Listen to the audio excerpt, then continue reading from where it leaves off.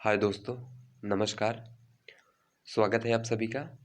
आज हम political philosophy को आपके समक्ष डिस्कस कर रहे हैं और इसी में हम वेस्टर्न पॉलिटिकल फिलॉसफी का भी समरी भी देखेंगे, सारांश भी देखेंगे। ठीक है, तो सबसे पहले हम समझ लेते हैं कि पॉलिटिकल फिलॉसफी है क्या। ठीक है, तो इसमें आपको दो शब्द दिख रहे हैं, एक तो पॉलिटिकल है, दूसरा फिलॉसफी। इन्हीं को हम समझ लेते हैं सबसे पहले। ठीक है, इसको हिंदी में आप राजदर्शन लिख सकते हैं। ठीक है, तो हम समझते हैं कि फिलॉसफी क्या होता है। सबसे पहले तो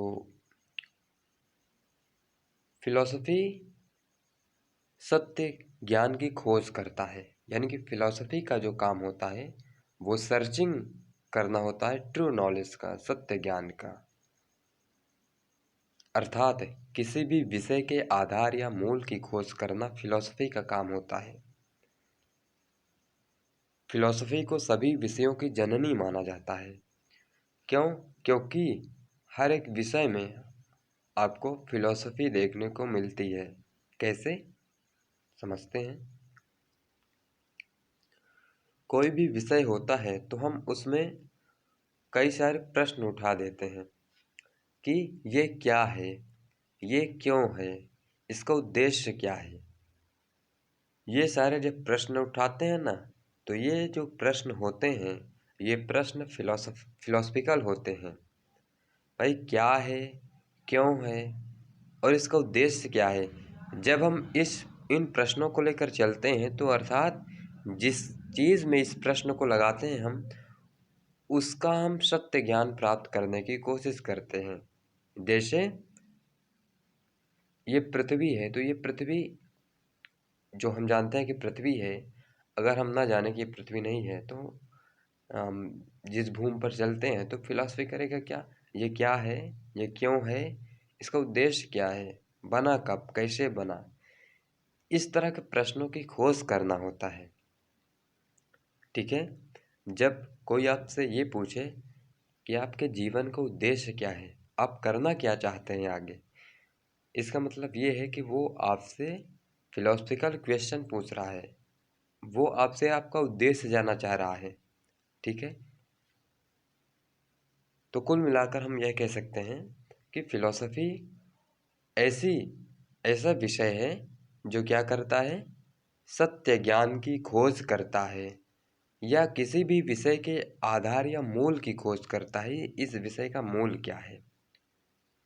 ठीक है, तो अब एक प्रश्न उठता है कि हम जो फिलॉसफी है वो सत्य ज्ञान की खोज करता है तो क्यों करता है।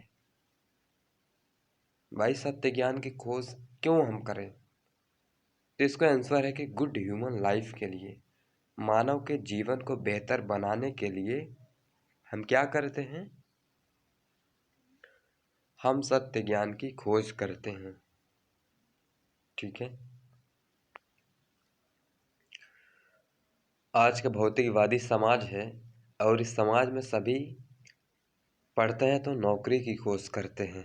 क्यों करते हैं? क्योंकि उनको अपने समाज में बेहतर जीवन व्यतीत करना है, समाज वालों को दिखाना है। यही तो है पर्पस। हमें एक बेहतर जीवन चाहिए। क्यों चाहिए? क्योंकि हम मनुष्य हैं। देखिए, पृथ्वी पर कई सारे प्राणी हैं और उन प्राणियों में हम मनुष्य भी हैं। और मनुष्य जो अन्य प्राणी हैं, जिसे हम पशु कह सकते हैं, वनस्पतियां हैं, पेड़ पौधे, बहुत सारी चीज़ें हैं। तो जो पशु हैं और जो मनुष्य है, इसमें बेसिक सा अंतर यही है कि हम में क्या है, विवेक है, हम सोच विचार सकते हैं, हम बोल भी सकते हैं अपने में, कई सारी चीज़ें भी डेवलप कर चुके हैं आज के डेट में। और पशुओं में ये विशेषता नहीं है।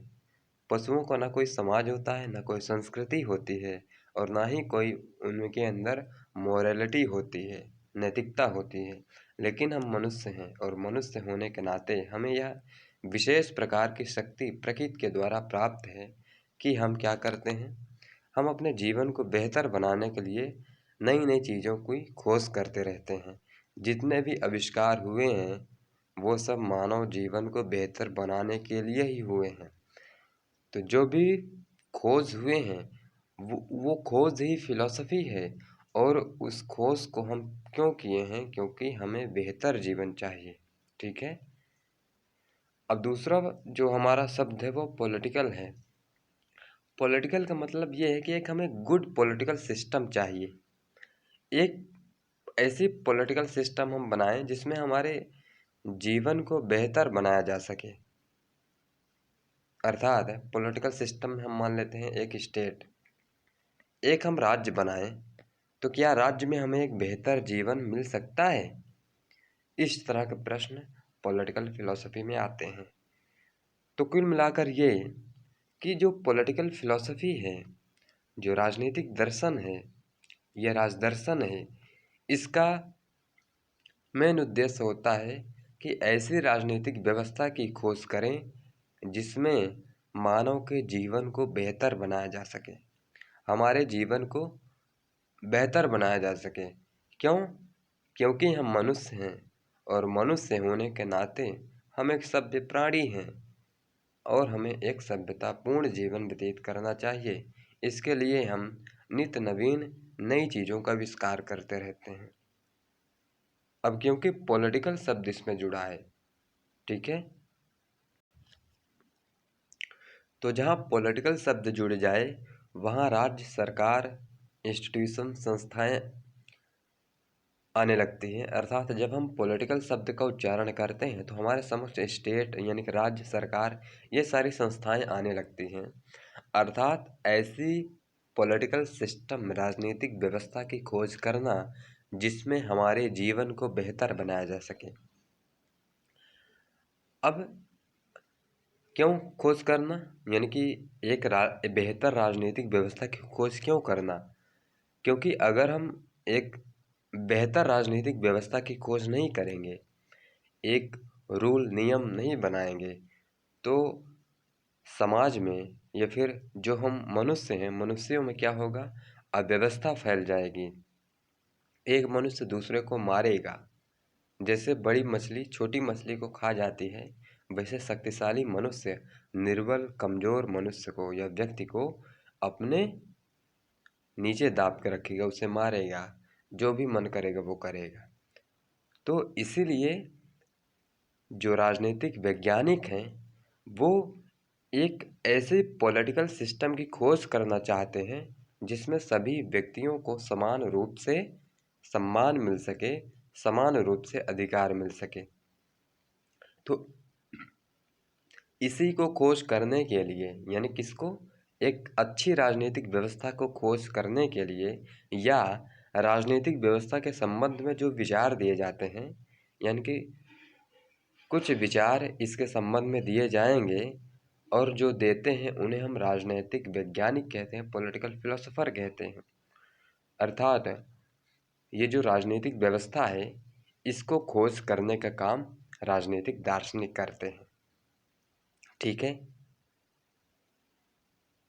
अब दो प्रश्न आते हैं कि यह गुड ह्यूमन लाइफ क्या है या गुड पॉलिटिकल सिस्टम क्या है?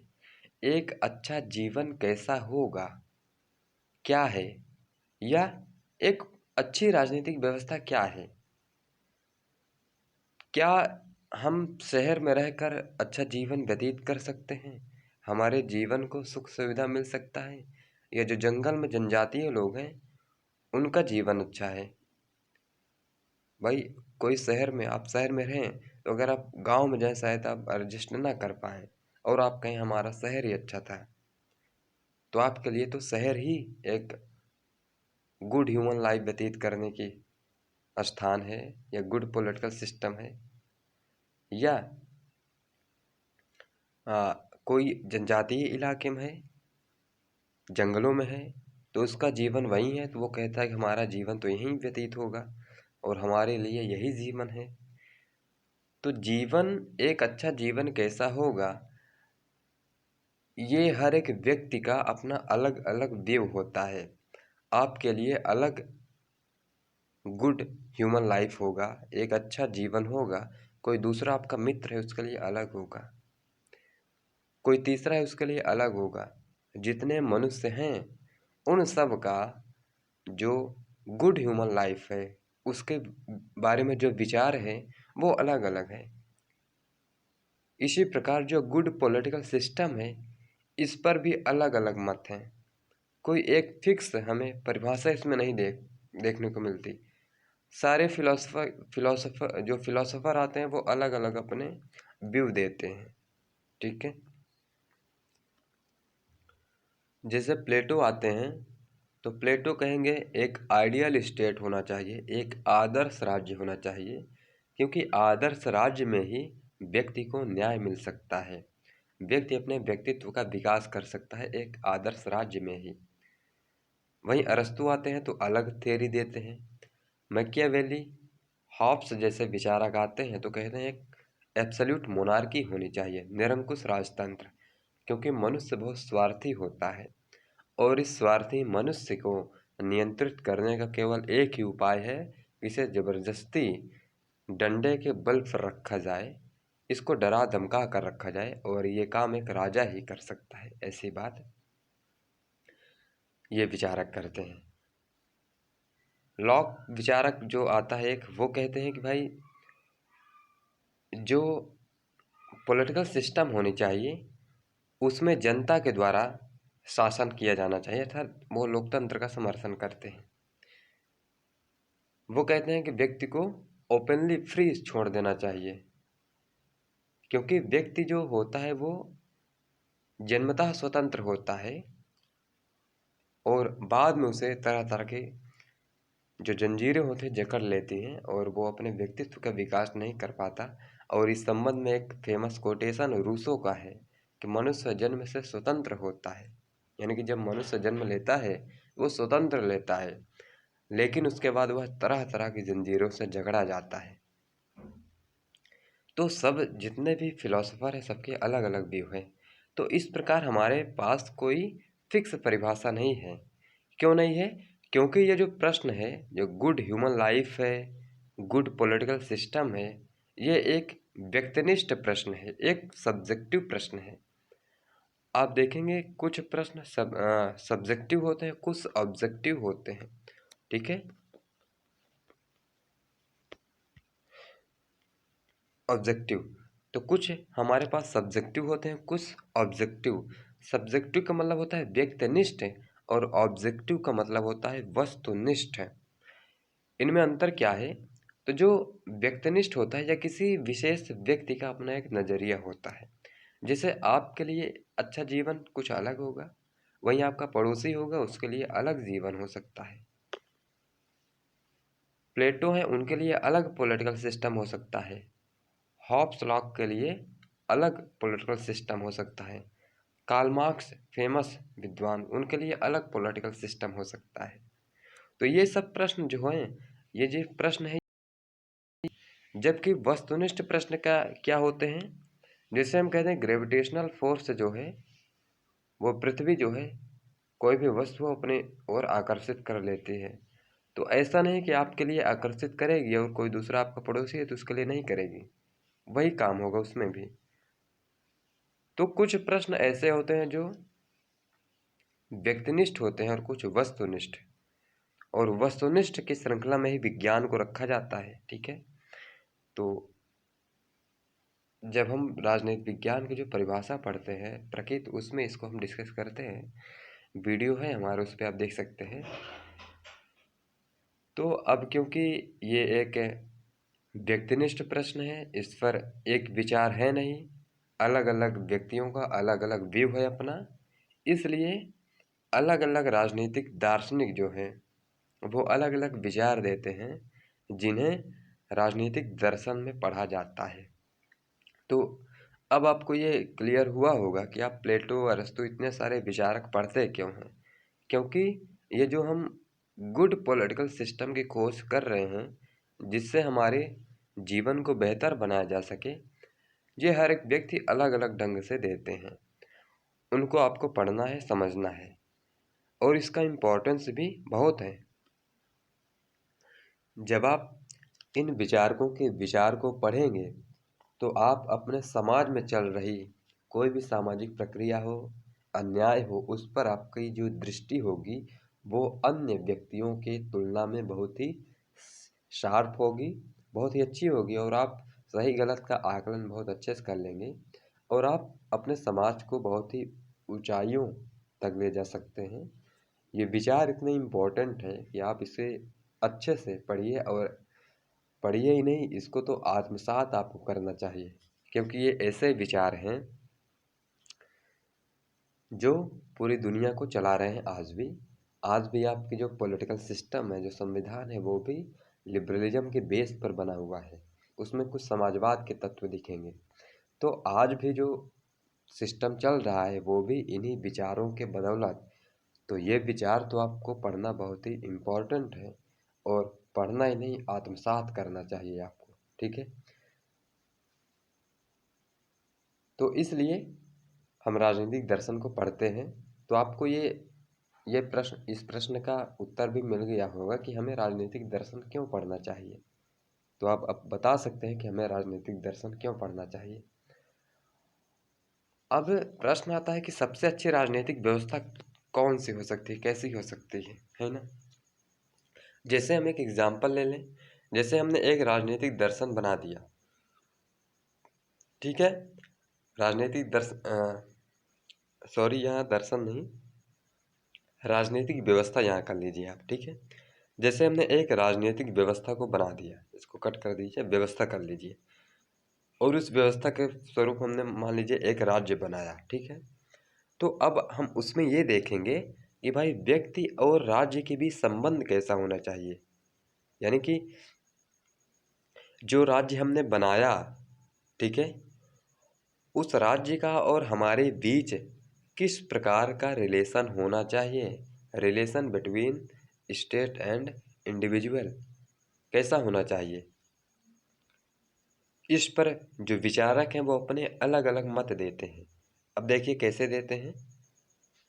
राजनीतिक दर्शन इन्हीं सब प्रश्नों का खोज करेगा कि भाई व्यक्ति ने राज्य को बनाया, या राज्य का ही एक अंग है ये व्यक्ति, क्या है। तो कई सारे विचारक आएंगे जो अपने अपने विचारों के माध्यम से इसकी पुष्टि करेंगे। तो जैसे मतलब इसका अर्थ क्या है, जो हम ये आपको बता रहे हैं कि व्यक्ति और राज्य के बीच किस प्रकार का संबंध होना चाहिए, तो इसका मतलब ये है कि क्या राज्य व्यक्ति के द्वारा बनाया गया है, क्या हमने राज्य को बनाया, या व्यक्ति राज्य का ही एक भाग है। जब हम ये कहते हैं कि व्यक्ति ने राज्य को बनाया, तो इस स्थिति में अधिकारों की बात की जाती है। जब हम कहते हैं कि भाई हमने आपको बनाया, अर्थात राज्य को बनाया, तो राज्य जो है, यानी कि जो राज्य है, अगर वो हमारे अधिकारों को छीनता है या किसी के द्वारा हमारे अधिकारों का उल्लंघन होता है, तो अगर राज्य हमारे अधिकारों को छीनेगा तो हम उसे हटा सकते हैं, हम उसे समाप्त कर सकते हैं। और अगर कोई दूसरा व्यक्ति हमारे अधिकारों को छीन रहा है तो राज्य के द्वारा उसे दंड देने का काम किया जाएगा। ठीक है, तो राज्य अगर हमने बनाया, कुछ विचारक आएंगे जो कहेंगे राज्य तो हमने ही बनाया। हॉब्स आएंगे, कहेंगे ये तो सामाजिक समझौते के द्वारा बना। लॉक, रूसो, ये सब सोशल कॉन्ट्रैक्ट वाले हैं। अब राज्य की उत्पत्ति के सिद्धांत पढ़ते हैं तो उसमें सोशल कॉन्ट्रैक्ट का सिद्धांत पढ़ते हैं। तो इसमें कहा गया राज्य को तो व्यक्तियों ने बनाया। जब व्यक्तियों ने बनाया तो व्यक्तियों के कुछ अधिकार भी होते हैं, कुछ विशेष सुविधा भी होती है, क्योंकि व्यक्तियों ने जो राज्य बनाया वो अपने कुछ सुविधा के लिए बनाया है। और जो सुविधा या जो ये अधिकार है, अगर इस सुविधा का उल्लंघन हो जाए, यह अधिकार को हम सुविधा से कम, सुविधा एक शब्द ले रहे हैं हम अधिकार के लिए, तो मतलब सुविधा तो होता ही है लेकिन हम सुविधा ही यूज़ कर रहे हैं इसके लिए। तो अगर हम सुविधा के लिए अपने राज्य को बनाते हैं, तो अगर राज्य हमारे इस सुविधा को खत्म करता है या छीनता है तो हम उसे हटा भी सकते हैं। ये अथॉरिटी जनता के पास होती है। ठीक है, वहीं दूसरा, जब व्यक्ति राज्य का भाग है ये हम कहते हैं, तो इसमें जैसा राज्य कहेगा वैसा ही हमें करना होगा और इसमें कर्तव्य पर बल दिया जाता है। समझ रहे हैं, क्योंकि इसमें कहा जाता है कि भाई आप जो हैं वो राज्य के ही एक भाग हैं। और आंगिक सिद्धांत इसमें एक बहुत फेमस है। तो कहा जाता है कि जैसे एक मनुष्य हुआ और इसके जो अंग हैं, ये जो इसके अंग हैं, ये सभी अंग इसके एक बॉडी के पार्ट के रूप में हैं।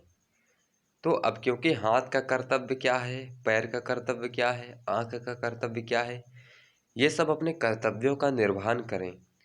और अगर ये ऐसे नहीं करेंगे तो ये राज्य बिखर जाएगा, ये शरीर बिखर जाएगी। इसलिए इनको अपने कर्तव्य का पालन करना चाहिए बस। क्योंकि ये जो व्यक्ति हैं, ये राज्य का ही एक भाग है, एक अंग है, कहीं बाहर से नहीं आता व्यक्ति, ये राज्य का ही एक अंग है। ऐसी बात कुछ विचारक कहेंगे।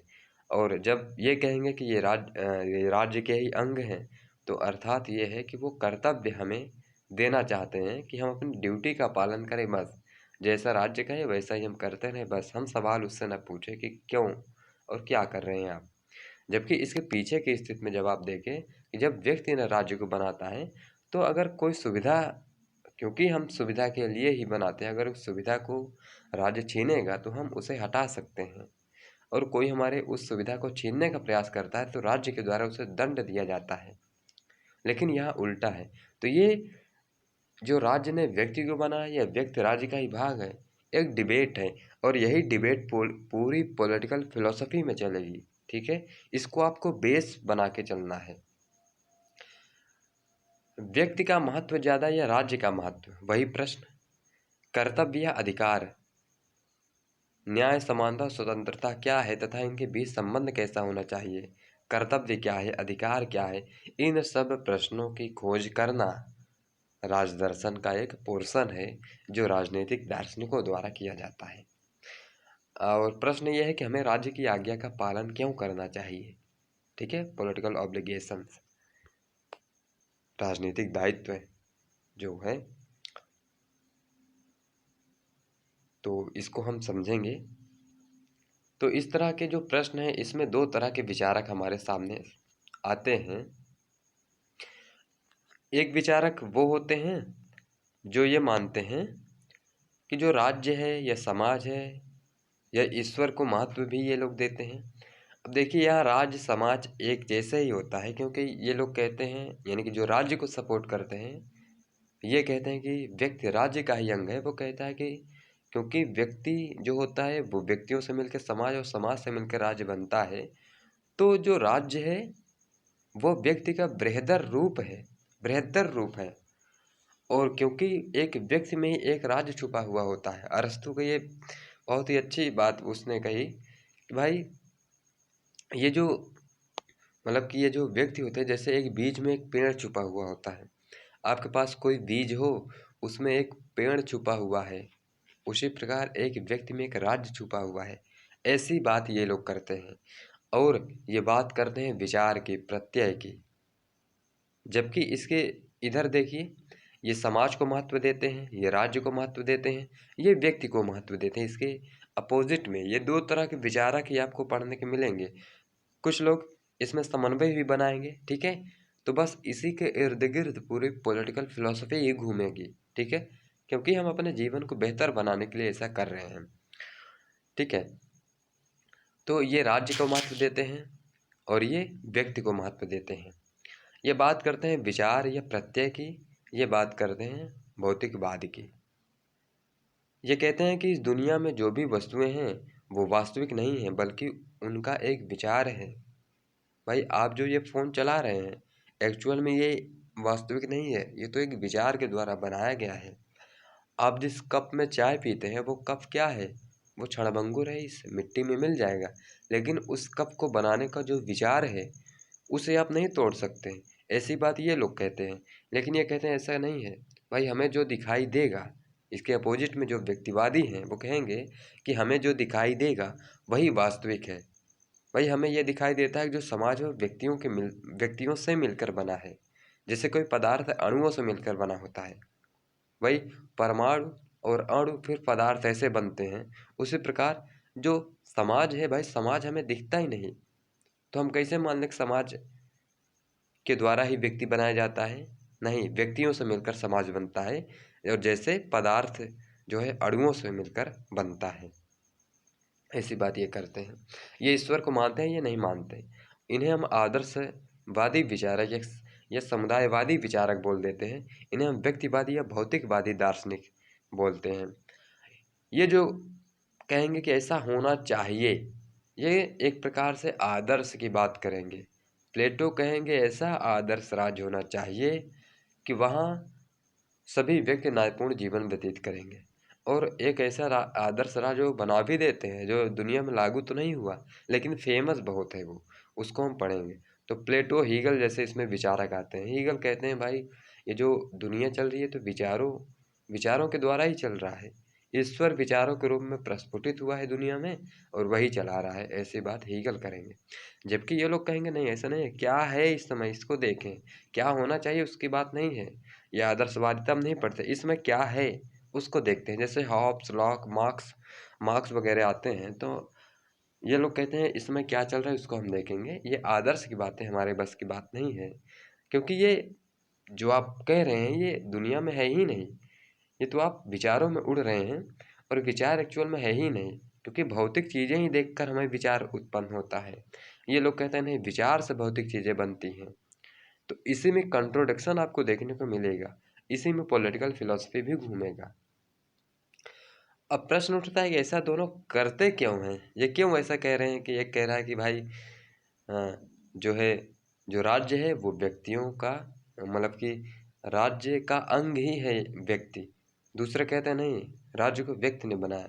ऐसे ये लोग क्यों कह रहे हैं? क्योंकि जो कहते हैं कि राज्य ही बहुत बड़ी संस्था है जिसका एक अंग है कौन? व्यक्ति। वो व्यक्ति को कर्तव्य देना चाहते हैं कि आप ड्यूटी ले लीजिए बस। जैसे हीगल जर्मनी में राष्ट्रवाद को बढ़ाना चाहते थे, तो वो कहते हैं कि भाई जो ये राज्य है ये तो पृथ्वी पर ईश्वर का अवतरण है, ऐसी बात वो कर देते हैं। जबकि इसके उल्टा कुछ लोग हैं, ये कहते हैं नहीं, ये अधिकार देना चाहते हैं और कहते हैं हमने राज्य बनाया इसलिए हम सुविधा के लिए राज्य बनाते हैं तो हमारे अधिकारों की रक्षा होनी चाहिए, ये ऐसी बात करते हैं। तो कुछ हमें कर्तव्य पकड़ाना चाहते हैं, कुछ हमें अधिकार देना चाहते हैं, इसी में कंट्रोडिक्शन होता है। ठीक है, पाश्चात्य राजनीतिक चिंतन का एक हम सारांश देख लेते हैं कि हम कैसे, कितने दार्शनिक हैं, कैसे पढ़ेंगे। ठीक है, तो सबसे पहला यूनानी युग आता है। यूनानी युग से ही राजनीतिक दर्शन की शुरुआत होती है 400 BC में, आज से 2500 साल पहले की बात है। ठीक है, और विचारक आते हैं प्लेटो, अरस्तु। उस समय परिस्थितियां कैसी थी? तो जनजातीय समुदाय था, क्योंकि 2500 साल पहले जितना आज प्रोग्रेस आप देखते हैं नहीं हुआ था। जनजातीय समुदाय था, नगर राज्य था उस समय, समुदाय प्रधान चिंतन था, नैतिकता की प्रधानता थी। अब क्योंकि परिस्थितियों से प्रभावित होकर कोई विचारक अपने विचार देता है, आप भी अपने परिस्थितियों से ही प्रभावित होंगे कहीं ना कहीं। आप अपना जब राजनीतिक दर्शन पढ़ लेंगे तब अपना मूल्यांकन आप कर पाएंगे। तो ये विचारक भी अपने परिस्थितियों से प्रभावित होते हैं और इन्हीं परिस्थितियों के इर्द गिर्द घूमकर अपने फिलॉसफी ये देते हैं और कहते हैं कि एक आदर्श राज्य ऐसी होनी चाहिए, एक पॉलिटिकल सिस्टम ऐसी होनी चाहिए, ऐसी बात ये करते हैं। ठीक है, दूसरा आता है मध्ययुगीन चिंतन। तो इसमें 5वीं से 15वीं शताब्दी तक हम देखते हैं इसमें परिस्थितियां क्या थी। जहां अभी समुदाय प्रधान चिंतन था, नैतिकता की प्रधानता थी, जनजातीय समाज था, वहां अब यहाँ धर्म की प्रधानता हो गई, नैतिकता गई तेल लेने, चर्च और पोप का प्रभुत्व बढ़ गया। अंधकार युग इसे कहा जाता है, डार्क एज। पूरी मिडवल एज को ही डार्क एज कहा जाता है, क्योंकि इसमें कोई खास परिवर्तन हुआ ही नहीं। न तो वैज्ञानिक प्रगति हुई, न तो राजनीतिक दर्शन के रूप में कोई ऐसा विचारक है जो बहुत अच्छा विचार दे, और जो आ भी रहे थे वो धर्म के प्रभाव से अपने विचार को दे रहे थे। जैसे कुछ विचारक ये हैं, सेलिसबरी है, थॉमस एक्विनास को मध्यकाल का अरस्तु भी कहा जाता है। जब इनको हम पढ़ेंगे तब समझेंगे। Dante, John of Paris, Marsilio of Padua, William of Ockham, ये सब मध्यकालीन विचारक हैं। ठीक है, मध्यकाल के बाद 15वीं शताब्दी के बाद आधुनिक युग आता है और परिस्थितियां चेंज हो गई। परिस्थितियां हम बार बार क्यों कह रहे हैं? क्योंकि कोई विचारक जब अपना विचार प्रकट करता है तो परिस्थितियों से प्रभावित होकर ही। तो परिस्थितियां चेंज हो गई, वाणिज्यवाद था, उसकी जगह औद्योगिकीकरण आ गया, इंडस्ट्रियलाइज सोसाइटी आ गई, जो मटेरियलिस्टिक वर्ड आ गया, भौतिकवादी समाज आ गया, और भौतिकवादी समाज में सख्त ही सब कुछ होने लगा। वैज्ञानिक प्रवृत्ति का उदय हुआ, राष्ट्र राज्य का उदय हो गया। तो परिस्थितियां एकदम चेंज हो गई एकदम।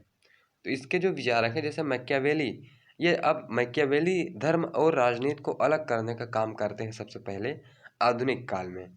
बोंदा आते हैं सॉवरेंटी संप्रभुता पर अपने विचार देते हैं, ग्रोसियस आते हैं और हॉब्स आते हैं, ये भी निरंकुश राजतंत्र की बात करते हैं और कहते हैं कि एक निरंकुश राजतंत्र होना चाहिए, धर्म वगैरह कुछ नहीं, इसको नीचे रखना चाहिए, धर्म को राज्य से राजा से नीचे रखना चाहिए, ऐसी बात ये लोग करते हैं। अब हम देखते हैं आधुनिक युग की दो परंपरा। ये आधुनिक युग है, इसकी जो विशेषताएं परिस्थितियां हैं वो परिस्थितियां भी यहाँ लागू हैं। ठीक है, यहाँ भी शहरीकरण है, औद्योगिकीकरण है, वैज्ञानिक प्रवृत्ति का विस्तार हो चुका है, राष्ट्र राज्य आ चुका है। तो अब दो विचारधाराएं आती हैं, दो परंपराएं इन्हें हम कह सकते हैं, लिबरलिज्म वर्सेस मार्क्सिज्म, उदारवाद बनाम मार्क्सवाद हम कह सकते हैं। अब उदारवाद को आपको बहुत ही अच्छे से पढ़ना है क्योंकि उदारवाद सिलेबस में देखेंगे बहुत बार रिपीट होता है। उदारवाद अगर आप समझ गए तो मार्क्सवाद उसकी आलोचना के रूप में आता है। और लिबरलिज्म की मान्यताएं क्या है, तो ये इंडिविजुअल एक फिलॉसफी देता है कि व्यक्तिवादी चिंतन है, ये व्यक्ति को प्राथमिक मानता है, समाज को नहीं, व्यक्ति को स्वतंत्रता प्रदान करता है ये। और जितने भी उदारवादी विचारक है वो कहते हैं सीमित एवं संवैधानिक यानी कि लिमिटेड एंड कॉन्स्टिट्यूशनल गवर्नमेंट होनी चाहिए। और ये जो मार्केट इकोनॉमी की बात करते हैं, बाजारवादी अर्थव्यवस्था की बात करते हैं, कहते हैं कि भाई मुक्त व्यापार होना चाहिए और कोई भी किसी प्रकार का बंधन नहीं होना चाहिए राज्य के द्वारा, ऐसी बात ये करते हैं। ये लोकतंत्र की बात करते हैं, लोकतंत्र का समर्थन करते हैं और सेकुलरिज्म धर्मनिरपेक्षता की बात करते हैं। इसके विचारक जो हैं John Locke, Bentham, Herbert Spencer, JS Mill, TH Green. ठीक है, तो हम सारांश देख रहे हैं, सारांश में देख रहे हैं कौन विचारक कैसे हैं उसको भी देख रहे हैं। मार्क्सवाद परंपरा आती है, मार्क्सवाद उदारवाद की आलोचना के रूप में आता है। तो ये जहाँ उदारवाद कहता था कि व्यक्तिवादी चिंतन होना चाहिए, व्यक्ति को स्वतंत्रता देना चाहिए, क्योंकि व्यक्तिवाद या उदारवाद से पूंजीवाद को बढ़ावा मिला और पूंजीवाद के द्वारा जो है गरीब मजदूर जो थे उनका शोषण हुआ करता था। मार्क्सवाद गरीब मजदूरों को आवाज़ बनकर उठा और ये कहा कि भाई समुदाय पहले आता है, समुदाय में सबको देखना चाहिए, सबकी भलाई होनी चाहिए। और मार्क्सवाद या समाजवाद हम कह सकते हैं, बेसिक संतर इनमें है लेकिन अभी हम दोनों शब्द एक साथ लेके चल रहे हैं। समाजवाद या मार्क्सवाद कह सकते हैं, ये आर्थिक संसाधनों पर समुदाय का नियंत्रण होना चाहिए, ऐसी बात करते हैं। सारा लड़ाई झगड़ा तो अर्थ के लिए ही है। तो जो आर्थिक संसाधन है, जहाँ पूंजीवाद या उदारवाद में क्या होता था, आर्थिक संसाधन पर समुदाय का नियंत्रण नहीं होता था, जो जितना पाया उतना उठा ले गया, कोई उसे बोलने वाला नहीं है, एकदम ओपनली खुला छोड़ दिया जाता है। रेस में आप दौड़ सके तो दौड़े, नहीं तो आप दब जाइए, उसमें कोई दिक्कत नहीं। लेकिन मार्क्सवाद कहते हैं नहीं, आर्थिक संसाधनों पर समुदाय का नियंत्रण होना चाहिए। और मार्क्स ने तो कहा कि इस पूंजीवाद को तो मैं जला कर रख डालूंगा, ऐसी बात मार्क्स ने की थी। तो मार्क्स के विचार को हम पढ़ेंगे। ये लोग कहते हैं कि आर्थिक समानता पहले आनी चाहिए, उसके बाद स्वतंत्रता या बंधुता आती है। इसमें जो विचारक है वो मार्क्स हैं, ग्राम्स्की हैं, लेनिन, माओ, स्टालिन, ये सब विचारक हैं। ठीक है, तो इनको हम पढ़ेंगे। अन्य विचारक हैं जो न तो मार्क्सवाद या उदारवाद दोनों से टच नहीं करते, लेकिन थोड़ा थोड़ा एलिमेंट मिल जाता है इनमें। जैसे रूसो है, रूसो को आप पढ़ेंगे तो आप इसमें कुछ आदर्शवाद के तत्व देखेंगे, आप कुछ इसमें आप उदारवाद को देखेंगे, कुछ आप इसमें समाजवाद का देखेंगे। तो रूसो को अन्य विचारक हम लिखे हैं तो इसको अलग से पढ़ेंगे। हीगल, हन्ना अरेंट, इन सबको हम पढ़ेंगे अलग से। ठीक है, पॉलिटिकल फिलॉसफी का प्रारंभ यूनान से ही क्यों हुआ, इस प्रश्न के साथ हम अगली क्लास को प्रारंभ करेंगे। तब तक के लिए धन्यवाद। अगर आप नए हैं तो सब्सक्राइब कर लीजिए और दोस्तों के साथ शेयर कर दीजिए। और रिक्वेस्ट है कि आप ये वीडियो ऑनलाइन ही देखा करिए, डाउनलोड मत किया करिए। ठीक है, तो मिलते हैं। और जो भी क्वेरीज हो, क्वेश्चंस हो, आप कमेंट में पूछिए, हम बताएंगे। तो थैंक यू, मिलते हैं अगले वीडियो में। तब तक के लिए bye bye, tata, see you, thank you.